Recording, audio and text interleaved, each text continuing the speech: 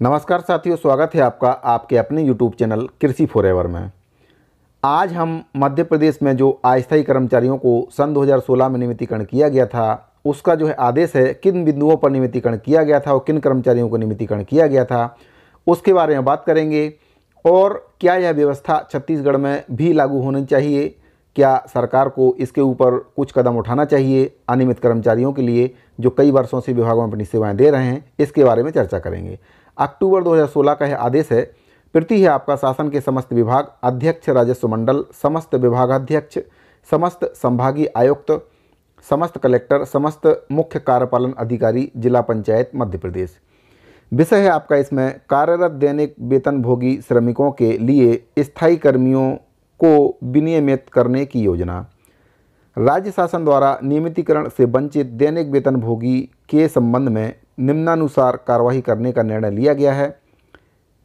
पहला है इसमें आपका 1.1, इन्हें दैनिक वेतनभोगी के स्थान पर स्थायी कर्मी की श्रेणी दी जावे।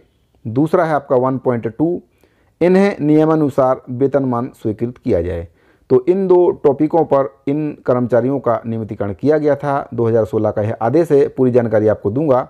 इसमें कर्मचारियों को 3 श्रेणियां बांटा गया था, अकुशल, अर्धकुशल और कुशल, और इनका वेतनमान भी फिक्स किया गया। इसके बारे में आपको आगे जानकारी दूंगा मैं। प्रदेश के 48,000 दैनिक वेतनभोगी अब स्थायी कर्मी कहलाएंगे। शुक्रवार को कैबिनेट बैठक में सरकार ने 26 साल बाद इन कर्मियों को नियमित वेतनमान का लाभ देने का फैसला किया है। इससे पहले 1 जनवरी 1990 को सुंदरलाल पटवा की सरकार ने भी 1988 के पहले के दैनिक वेतनभोगी कर्मचारियों को एक मुश्त नियमित कर दिया था। कैबिनेट के फैसले के अनुसार स्थायी कर्मियों को स्वीकृत वेतनमान पर 1 सितंबर से 125% महंगाई भत्ता भी इसमें दिया गया है। डीए का लाभ भी इनको दिया जाएगा। इससे तीनों श्रेणी में काम कर रहे इन कर्मियों को हर महीने 3,000 से 5,000 रुपये तक का फायदा होगा। ये फायदे 1 सितंबर 2016 के बाद सेवा में आए कर्मियों को नहीं मिलेंगे। तो साथियों, इसमें 1 सितंबर 2016 के पहले के जो कर्मचारी थे, केवल उन्हीं को नियमितीकरण किया गया था और इन सारी सुविधाओं का लाभ केवल उन्हीं कर्मचारियों को दिया गया था। 2016 के बाद 1 सितंबर 2016 के बाद जो कर्मचारी सेवा में आए थे, उनको इसका लाभ नहीं मिला।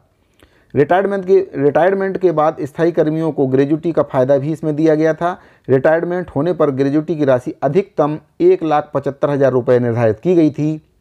जो आपकी कुशल श्रेणी के जो कर्मचारी थे उनके लिए थी। बाकी तीनों श्रेणियों को कितनी कितनी राशि दी गई थी उसके बारे में भी बताऊंगा, जो फिक्सेशन किया गया था। इसमें पहले बात कर लेते हैं श्रेणी की। तो इसमें अकुशल, अर्धकुशल और कुशल श्रेणी 3 श्रेणी के कर्मचारी थे। इनका वेतनमान था अकुशल का 4,080 7,000, अर्धकुशल का था 4,590 7,500 और कुशल का था 5,100 8,000। वर्तमान में इनको जो वेतन मिल रहा था, अकुशल को 9350 नया वेतन इसको मिला। अकुशल के अंतर्गत जो कर्मचारी थे इनको 14,350 दिया गया। अर्धकुशल का जो पुराना वेतन, वर्तमान में जो वेतन उनको मिल रहा था उस समय 10,375 और नया वेतनमान इनको जो दिया गया 15,375। कुशल श्रेणी के जो श्रमिक थे इनको वर्तमान में उस समय 11,400 रुपये मिल रहा था और इनका जो नवीन वेतनमान था वह था 16,400। तो इन तीनों श्रेणी के कर्मचारियों के लिए वेतनमान फिक्स किया गया। इनको ग्रेजुटी का लाभ भी दिया गया और इनके लिए जो महंगाई भत्ता था वो भी इनको मिला, प्लस कई सारी सुविधाएं थीं जो उस समय इन कर्मचारियों के लिए दी गई थीं। ऐसी ही व्यवस्था छत्तीसगढ़ शासन को भी बनाना चाहिए ताकि छत्तीसगढ़ में कार्यरत कई वर्षों से कार्यरत अनियमित कर्मचारी, दैनिक वेतनभोगी कर्मचारी जो बहुत ही कम पेमेंट पर कार्य कर रहे हैं, काफ़ी कम वेतन उनको दिया जा रहा है और इस उम्मीद में कार्य कर रहे हैं कि आज नहीं तो कल शासन के द्वारा उनको नियमितीकरण किया जाएगा। तो ऐसे कर्मचारियों के बारे में सरकार को योजना बनानी चाहिए और उनको नियमितीकरण करना चाहिए। आगे देख लेते हैं।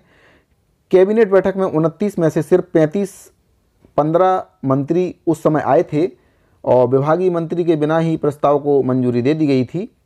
इस प्रकार से अनियमित कर्मचारियों को उस समय नियमितीकरण किया गया था कैबिनेट में मोहर लगाकर।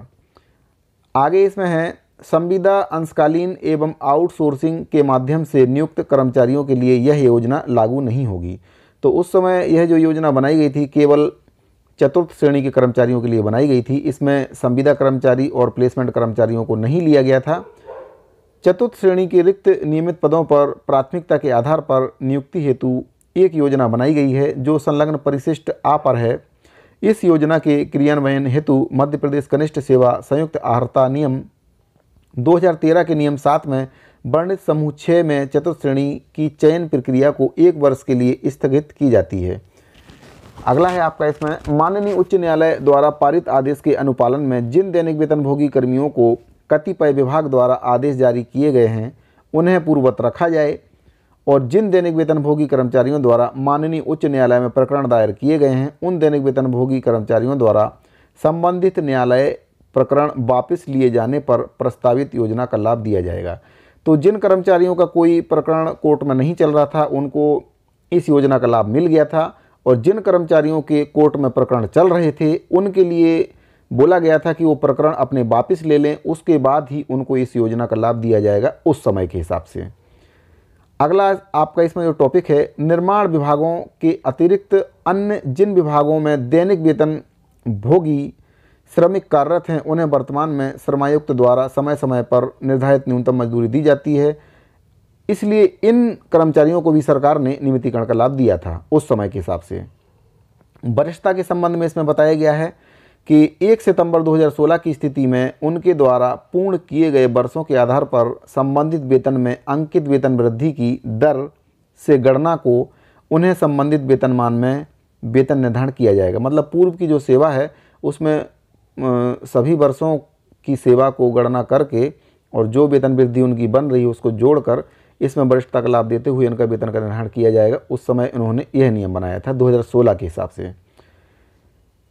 इस पर इन्हें महंगाई भत्ता भी दे होगा, मतलब जो भी इनका वेतनमान बनता है या जो वेतन इनका बनेगा उस पर इनको महंगाई भत्ता भी दिया जाता है, उस समय बताया गया था।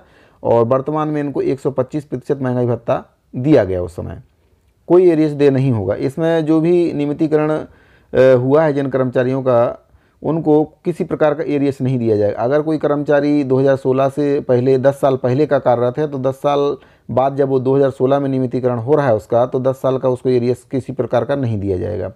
यह वेतन निर्धारण 1 सितंबर 2016 की तिथि से होगा। आगामी वेतन वृद्धि सितंबर 2017 से दे होगी। मतलब जो 1 सितंबर 2016 में कर्मचारियों को नियमितीकरण किया गया है तो अगले साल से इनकी वेतन वृद्धि भी लागू कर दी गई है। इसमें किसी प्रकार का भी बॉन्ड स्टाइपेंड नहीं लगाया गया है कि 2 साल सेवा करनी पड़ेगी इसके बाद आपकी वेतन वृद्धि। परिवीक्षा अवधि इसमें नहीं रखी गई थी। ये बहुत ही अच्छा निर्णय था कि परिवीक्षा अवधि नहीं रखी गई, क्योंकि कर्मचारी पहले से ही कई वर्षों से कार्यरत हैं और कई वर्षों की सेवा विभाग में दे चुके थे। अर्धवार्षिकी आयु पूर्ण होने पर 15 दिन प्रतिवर्ष के सेवाकाल के वेतन के आधार पर उपादान की पात्रता होगी। यह राशि अकुशल के लिए 1,25,000, अर्धकुशल के लिए आपकी 1.5 लाख रुपये एवं कुशल के लिए 1,75,000 रुपये तक सीमित होगी। तो इनको रिटायरमेंट के समय यह ग्रेजुटी की राशि मिलेगी। जो तीनों वर्गों के कर्मचारी हैं इनके लिए यह राशि फिक्स की गई है, जिसमें कुशल के लिए 1,75,000 जो कि सबसे ज़्यादा है और बाकी के लिए सेट की गई है। इसमें ऐसे दैनिक वेतनभोगी जो दिनांक 16 मई 2007 को कार्यरत थे व दिनांक 1 सितंबर 2016 को भी कार्यरत हैं, इस वेतन क्रम में अन्य लाभों के लिए भी पात्र होंगे। दिनांक 16 मई 2007 के पश्चात शासन की अनुमति अनुमोदन उपरांत जो अधिकारी कर्मचारी या मतलब जिन कर्मचारियों ने सेवा से जिनको पृथक कर दिया गया है, जिन्होंने सेवा छोड़ दी है, वह कर्मचारी इस योजना के अंतर्गत नहीं आएंगे। मतलब जिन्होंने सेवा छोड़ दी है उनको नहीं मिलेगा लाभ इसका। इसी प्रकार से इसमें संविधान के अनुच्छेद 309 के अंतर्गत जारी किए गए हैं निरस्त किया जाकर विभिन्न निर्माण उपरोक्त कंडिका 1.1 से 1.8 के अनुसार मध्य प्रदेश औद्योगिक नियोजन स्थायी आज्ञाएं अधिनियम 1961 व नियम 1963 के अंतर्गत इन निर्माण विभागों में कार्यरत श्रमिकों को औद्योगिक श्रमिक मानते हुए आदेश जारी किए जाएंगे व संबंधित विभागों के स्थायी कर्मियों का नियमन तदनुसार किया जाएगा। कृपया उपरोक्तानुसार कार्रवाई सुनिश्चित की जाए मध्य प्रदेश के राज्यपाल के नाम से तथा आदेशानुसार। इसमें आपका साइन है M.K. बासणे, प्रमुख सचिव जो है मध्य प्रदेश शासन के सामान्य प्रशासन विभाग, भोपाल। दिनांक 7 अक्टूबर 2016 का यह आदेश था और इस आदेश के तहत जितने भी अनियमित एवं दैनिक वेतनभोगी कर्मचारी मध्य प्रदेश शासन में कार्यरत थे कई वर्षों से, उनको नियमितीकरण किया गया था। केवल 4th क्लास के कर्मचारियों के लिए ही यह योजना लाई गई थी। इसमें संविदा कर्मचारी, प्लेसमेंट कर्मचारी को शामिल नहीं किया गया था। तो छत्तीसगढ़ शासन को भी इसी प्रकार से योजना लाना चाहिए, क्योंकि छत्तीसगढ़ में भी 4th क्लास के कर्मचारी कई विभागों में कार्यरत हैं, काफ़ी कम वेतन में कार्य कर रहे हैं और कईयों को तो इतना भी वेतन नहीं मिलता है कि वह अपना घर चला सकें। तो सरकार को इस ओर ध्यान देना चाहिए, क्योंकि जितने भी कर्मचारी कार्यरत हैं, सरकारी विभागों में कार्यरत हैं और शासन का ही कार्य कर रहे हैं, और वह कर्मचारी शासन के ही हैं और शासन के कर्मचारियों को नियमित शासन को करना चाहिए। तो साथियों, इस वीडियो में फिलहाल इतना ही। मिलते हैं अगले वीडियो में, तब तक के लिए धन्यवाद।